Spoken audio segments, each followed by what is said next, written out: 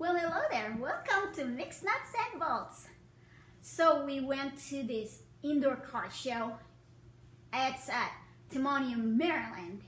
And among those cars that really caught my eyes is this 1964 Corvette.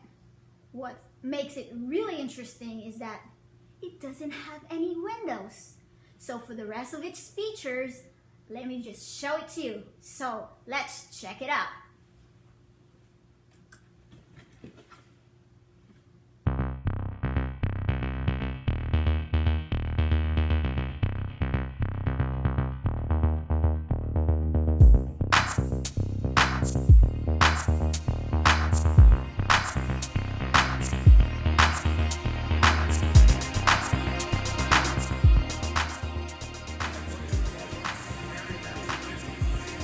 Take a look at the car behind me. Isn't that gorgeous?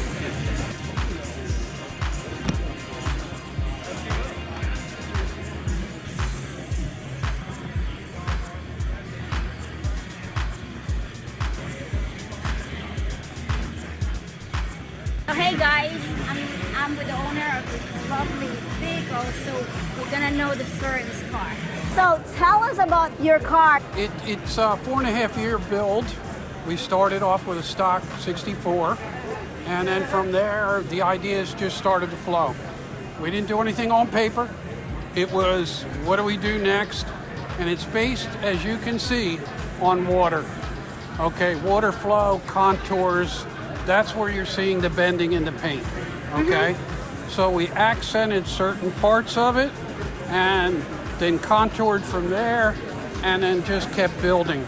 It's the only C2 Roadster that we know, because now you're talking no top, no windows, and so the doors had to be, the panels inside had to be custom made and designed all by themselves.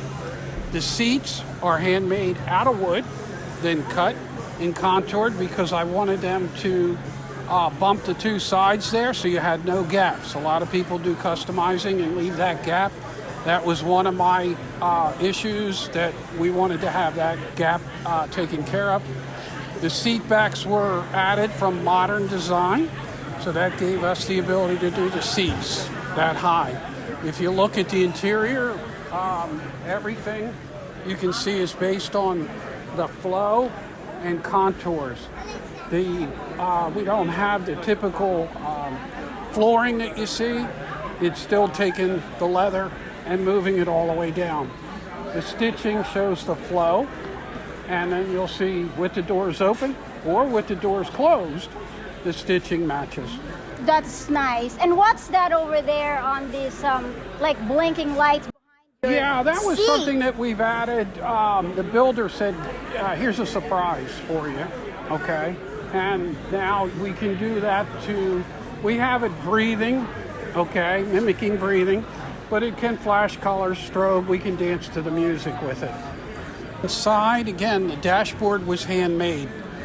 That was done because I'm a little bit bigger and taller, so the idea of, making the doors go inside there so I could have better elbow room. Right. The dashboard gave me more leg room, and the actual seats are moved back.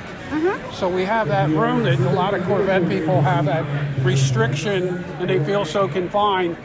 Anybody can fit in this thing, and it feels very comfortable. Right. The dashboard is all handmade with modern gauges from a modern Corvette. We have 2 electrical systems in it. The electrical system, one is for driving it and showing off these parts. Another one is while we're in show, we switched the battery over, and now we're lit up all day to show what you're seeing inside the engine and the seats, right? Up here, you'll see the carbon fiber. It's not carbon fiber. Oh. It is painted. That is actually hand painted by the builder, Michael Heim, and that was his thought.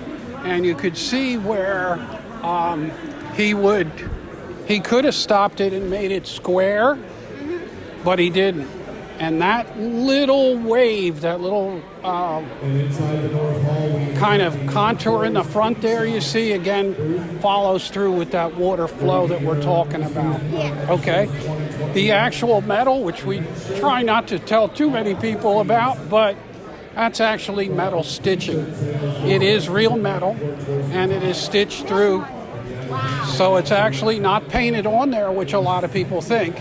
Yeah. And so you'll see that. As far as the rest of the design, you'll see in the matte finish, they're all individual pieces. Why?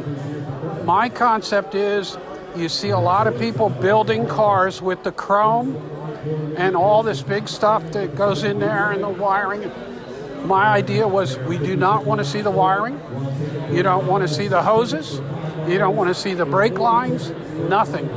So when you look at this, we want the artwork to show through and not any of this other daily operation of the car. And you can see that with the intake, which is just a little peekaboo intake, right? Yeah. The wheels, again, are of a certain design to be so deep. So this one is in the rear. People ask, it's 17 by 20 tall, but the tires are actually 18 and a half, which is really tough to do, but Michael was able to achieve it by cutting and reworking the fiberglass and things like that. Custom stainless steel exhaust, handmade A-arms. You can see out the back how he finished that off.